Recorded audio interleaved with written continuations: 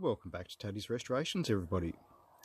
It's been a little while since we've had an update, but there has been progress being made. Let's go for a walk inside and we'll go and check out what's been happening. How about that view? There's a hole in my roof. Cut the chimney hole out, ready to run the chimney up there. As you can see, there's a joist that runs directly in the middle of where I want the chimney to go. I've already climbed up in the ceiling and done some structural work to support that, ready to cut it out. I'll show you that in a minute. And been toying with the idea of what to do for a fire hearth. And I've got some leftover tiles from doing the ensuite, and I think they'll work okay. The lighter coloured tiles for the back and the terrazzo tile for the floor, and I'll edge it, the black edging up around the back and the bottom. I've just gone to purchase a length of 40mm RHS, and I'll build a frame and have it powder coated black to go around the front here to border the fire hearth and lift it up a bit. Bit of a barrier for coals and dust and dirt to stop flowing out onto the carpet, because the lounge room will be carpeted. So getting there, climb up in that hole there and I'll show you what's been happening up in the ceiling. As you can see over there, there's the hole that I've cut through the plaster, and I've run this piece of timber and screwed it off to the joists either side and put a prop up to hold the roof truss. It's all been screwed off, so essentially it's ready to cut the joist out of the way and the roof truss, and it will all be supported quite fine. Just cut my 3 lengths of square RHS tube and go inside and start marking up where to cut to be able to weld it together. So I've just welded it all up now. My weld's more like bird shit than weld, but it's stuck together. I'll clean it up with a grinder now, and nobody will know any different. So it's all welded up and ground back now. Reasonably happy with it. We'll have to touch up the welds. The few of them have got a couple of little pinholes in them, and grind it up, sand it back, weld some little tabs on it to screw it down. Overall, I think it'll look pretty good. Not too bad for an absolute amateur. Unfortunately, my battery's gone flat in my welding helmet, so I'll have to come back tomorrow after I buy a new battery, and I'll weld some caps on the ends and some little tabs and finish it off. So it's the next day. I've been to the hardware store, bought a new battery for my welding helmet, touched up the few pinholes that were in the welds, ground it back again, give it a sand, capped off the ends, put little plugs in there, and added some little tabs with countersunk bits so I can screw it off to the floor. So there's 4 of those in each corner on the inside. Just doing a final test fit now. Pretty happy with how it's come up. It's not perfect by any means. I'm not a metal fabricator, I'm just a backyard hack.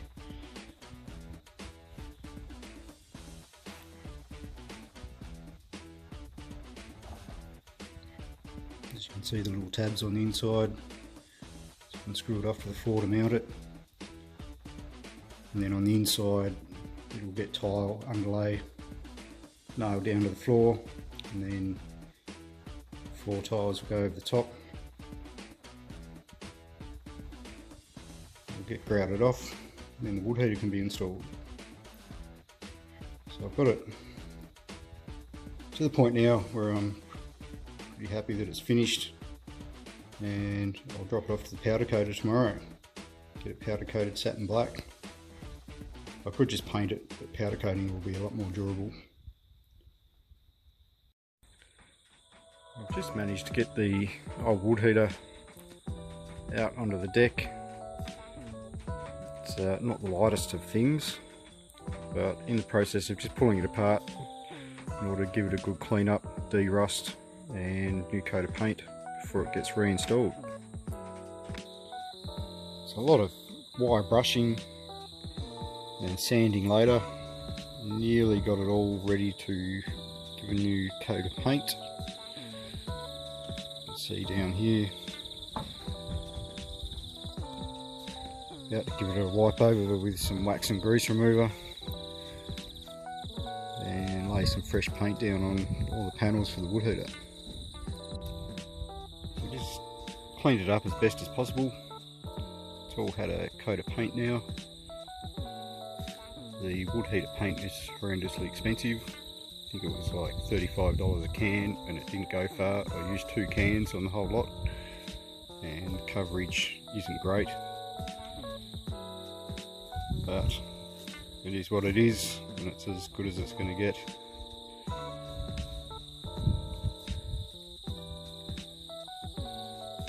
Once that dries, I can get on to reassembly. Unfortunately, I didn't have quite enough to cover the rust spots on the back. Might have to just live with that. It all gets covered up. All the flaky rust has been cleaned up. Still a little bit wet on the base there. But it'll look better than what it did. That's the main thing. And here it is all back together.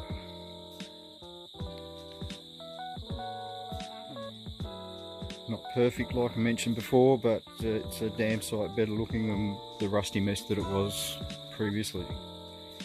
I think if I am to do it again in the future, I'll just use potbelly black, not the heat-proof metallic black that it's supposed to be, which is more silver. But anyway, it's all ready to be reinstalled. I've just got to clean the glass. Probably get some new fire bricks for it. Just walked out onto the deck and this dude's just chilling. Won't disturb him, he's not too bothered by me. Tawny frogmouth.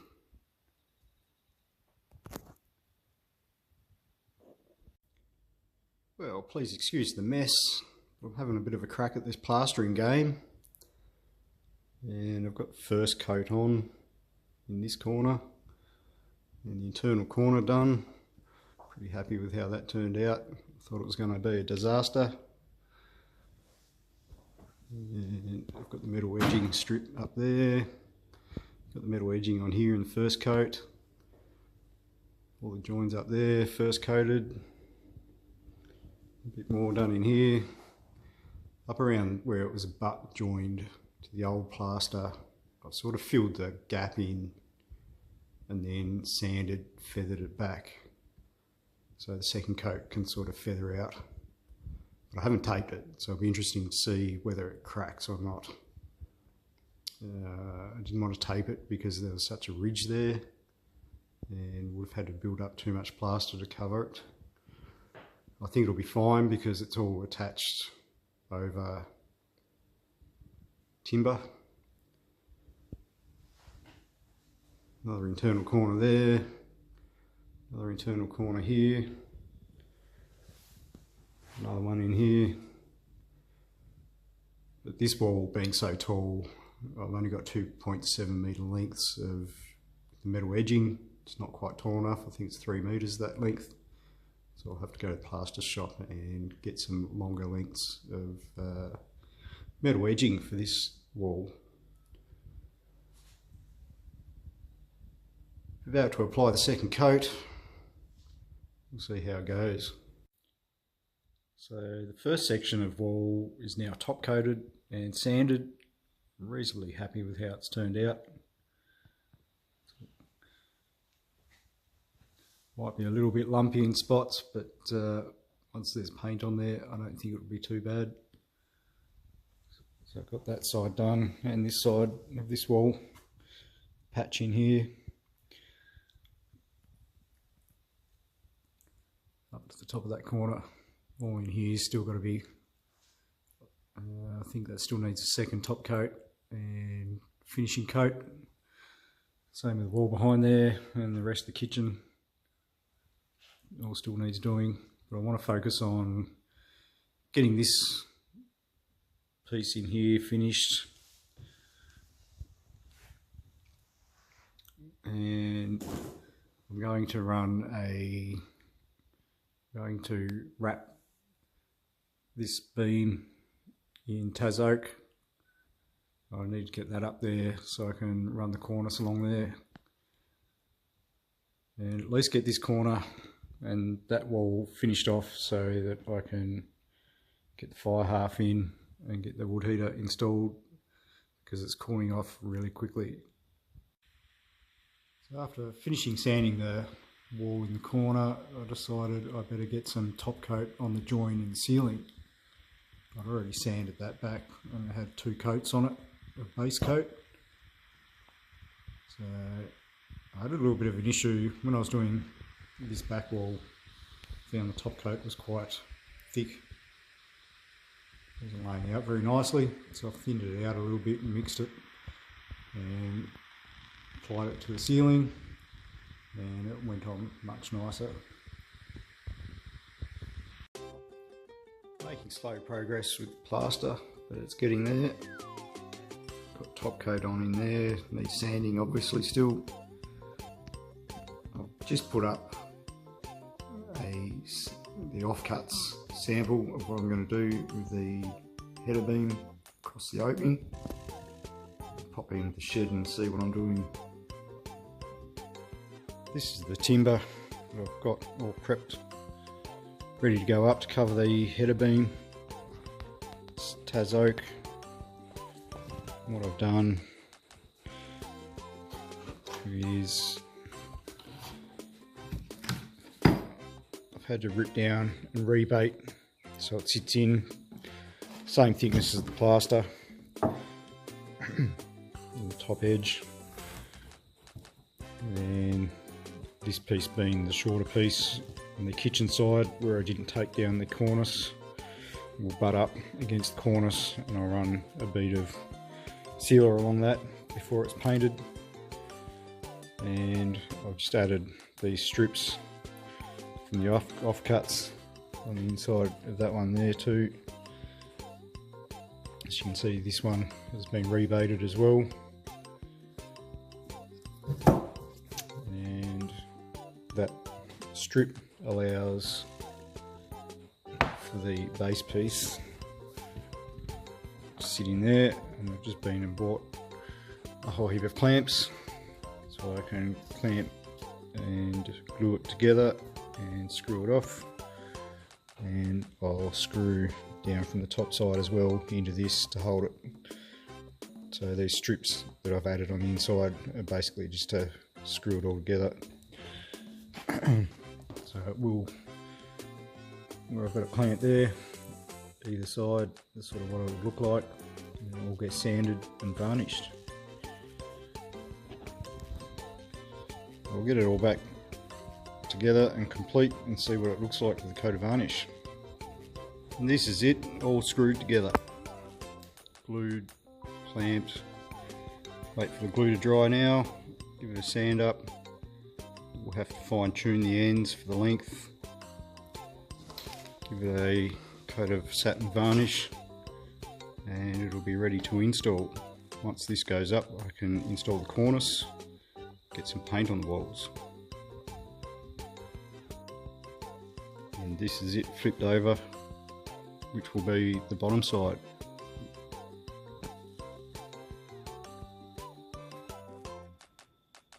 This is the piece of timber that I was crafted to go along the top of the kitchen wall divider. I've just put the first coat of varnish on it. Has been test fitted, pretty happy with where it's all at. So let this dry, it says 6 hours, so I'll wait overnight. Give it a light sand, wipe down, another coat in the morning, and another coat tomorrow afternoon. I'll be ready to go up. Next morning, second coat of varnish down. It's looking pretty good.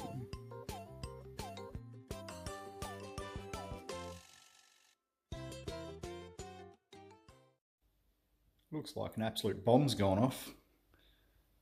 Plaster dust absolutely everywhere. Job now is to vacuum and clean, but I think I'm about done with top coat of the plaster. Got everything patched in, got that entryway done.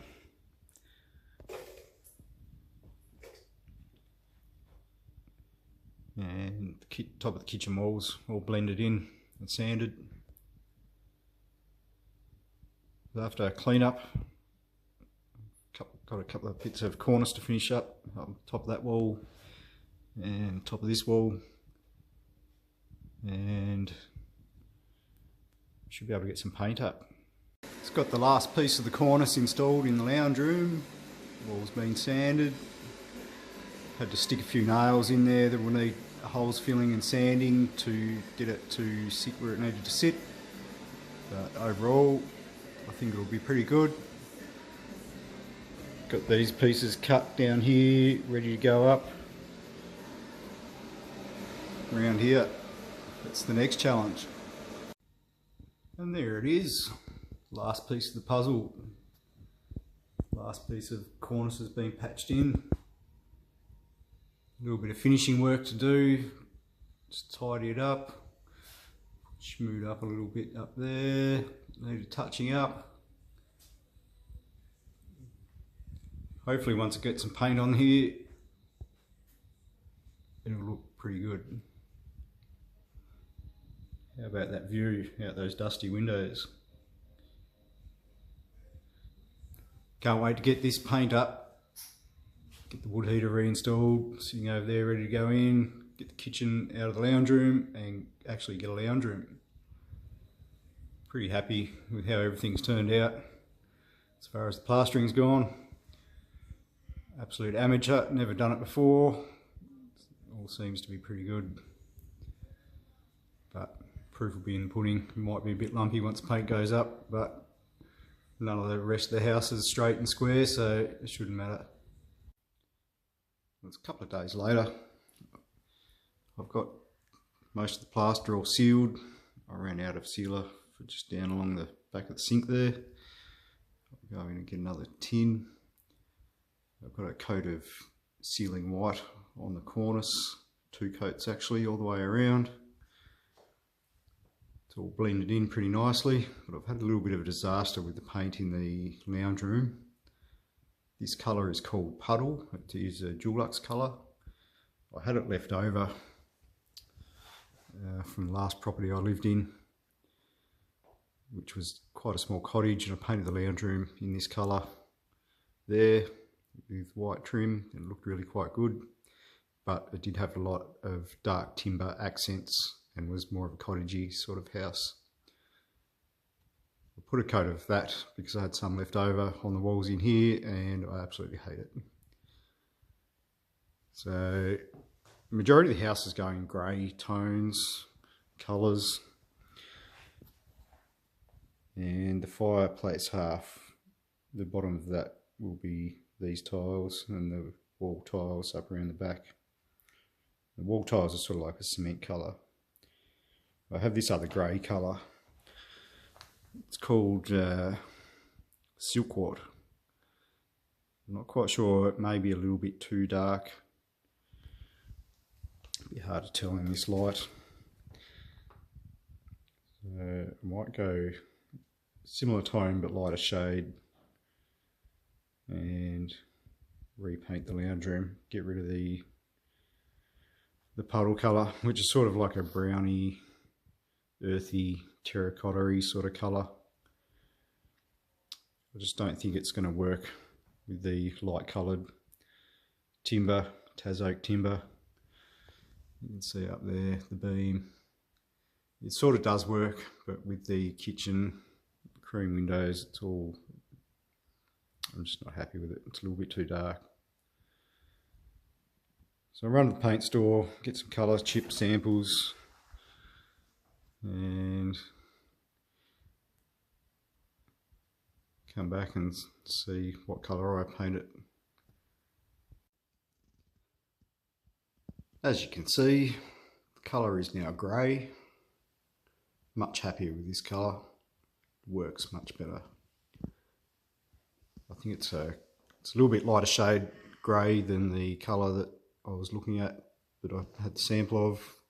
I think it's called Dexal or something. A little bit hard to pronounce. But got the fireplace half surround mounted in there. Just need to lay some tile underlay cement sheet in there, ready to lay the tiles on. But as you can see, it works much better with these tiles that are going in there. So that's a little the darker sample that I had before. As you can see, it's a lot lighter. Light's not very good in here today. Did get another coat, full coat of sealing white, freshened it up. The walls may need another coat. There's a couple of little sort of patchy spots, but I'll get the fireplace half tiles all done first, and then look at putting another second coat of paint on the walls. It's certainly much better colour than the terracotta colour that I originally put up there. I'll get these fireplace half tiles in. Got to run to the hardware store and pick up the kitchen floor tiles that have finally arrived. I'll get this in first, the underlay in, glue it down, let that set, and then I'll run into town, get my new tile supplies. Tile underlay is now test fit and cut, so it's all ready to glue and screw down. I'll just use liquid nails under it, bed it in, nail it in, and it should be pretty good. The little tabs that I used to secure the surround sit below, the screws sit below where the cement sheet will be, so there's no issue with when the tiles go down, the screw heads sticking up and cracking tiles or anything. I'll get it glued down, get it nailed down, and then start cutting some tiles. I really pity the next person that renovates this house and goes to pull this cement sheeting up. It will be real fun for them. But this is going to create a solid base for the tiles to go down and stop any movement. And boom, a bit of banging later, it's all nailed down. Glued and nailed. Let the glue go off, and it'll be ready for some tiles. Just working on the fire half now. I've got all the tiles cut, test fitted for the bottom. I've got to say, working with porcelain tiles is not fun. They chip and crack pretty easy, and I had pretty limited supply. I did break one. Luckily I had a bit of a scrap piece that I managed to replace the cracked piece. But it's all test fitted in there. Reasonably happy with how it's sitting. Time now to go and mix up some glue, lift them all up and slap them down. It's all now been primed, taped off, primed the wall as well, sanded that back, give it something to key into. It's been about 20 minutes, so primer should be set. Glue's mixed up. I'll get troweling. That's got the tiles all glued down now. Got the levelers on there. Great little things they are for leveling tiles. A little bit gappy down the sides, a bit hard to tell on the camera.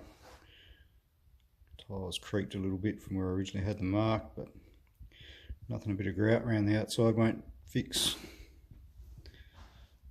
Let that glue set up. Remove the levelers tomorrow, and then start on doing the wall tiles. Yo! So I finished laying the tiles for the fire hearth. Finished them yesterday. I might leave the little screw retainer things, levelers, on there until tomorrow, and I'll tackle the grouting. A little bit of a faux pas. I measured and measured and measured, and of course when putting the trim up, it's got to tuck under the edge of the tile, and by the time I got to the top I was about 2.5 to 3 millimeters out on both pieces. So what I'll do here is I'll cut this back, file it back somehow so it's level with the top piece, and you've got a silicone in the joins anyway, so I'll mask it up and use black silicone, and you should never even know that I stuffed it up a little bit. But other than that, that's the only real little issue I had. This back wall, it's got a little bit of fall on it. There's a little bit more of a gap on that end. Did check it with a level. The floor is level this way, not quite that way. It's not enough to ever notice it, but on that sort of a run along the length of the wall, there's probably about 8 mil difference, I guess, from the corner down to the front. It's nothing a bit of silicone won't hide. And this wall is, like everything else in the house, very not straight. So it was very, very difficult to get these tiles to lay nicely. There's a little bit of gappage along the top of the trim, especially up this back side. So I'll use some no more gaps and fill that in. And I've got a few paint chips where the tape pulled off, so paint will have to be touched up anyhow. And same with the back edge of this, there's a little bit of a gap there. All in all, reasonably happy with it. Still haven't decided whether I'll go a light coloured grout on the wall tiles or a slate grey grout down there that I've got. Certainly be going grey on the floor tiles, but I think I'll use the lighter white coloured contrasting grout for the wall tiles, make them pop a bit. I'll come back when it's all grouted, and voila, it's all done. It's all been grouted off, been siliconed. I end up just using grout around the bottom edge. It'll probably have to be siliconed later. I expect it will probably crack. We'll see how it goes.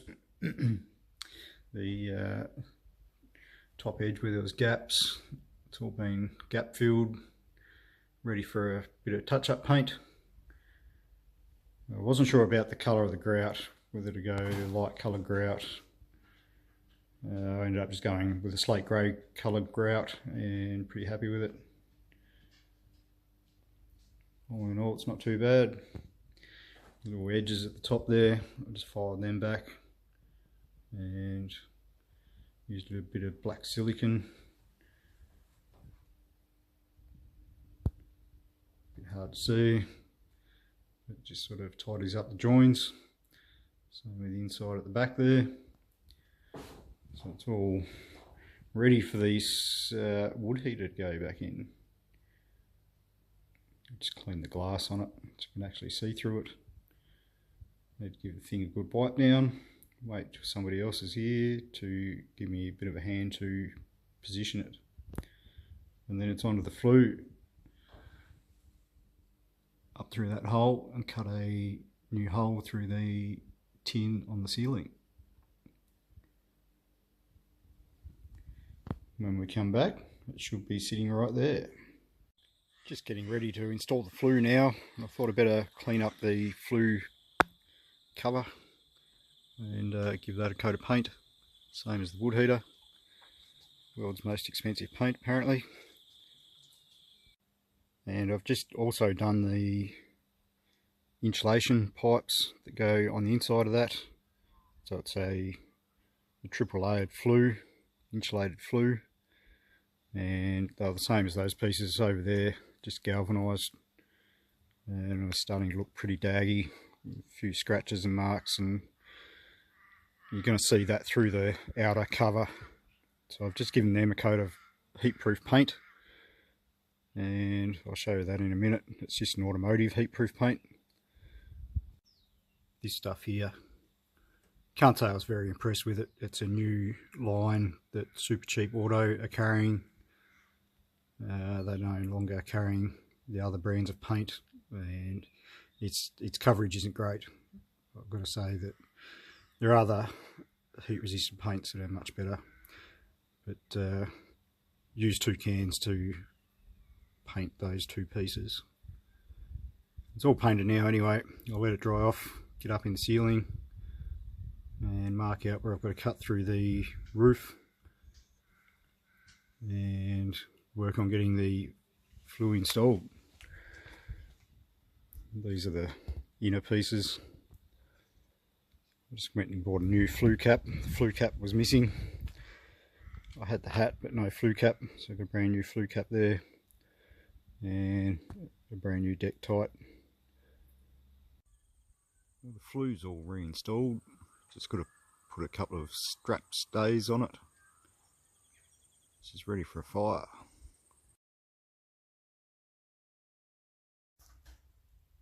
And there it is. Been a big day today, getting the flue installed. A little bit of paint to touch up around the top there. This is the first fire. Probably should have waited till tomorrow, but it's going to be pretty cold tonight. Might be a few fumes. Well, the new paint cooks off, but I'll just have to deal with that. I think we'll call that a wrap, people. Remember, click like, share, subscribe, all that YouTube stuff. And we'll probably see on the next video a bit of kitchen progress. Cheers guys.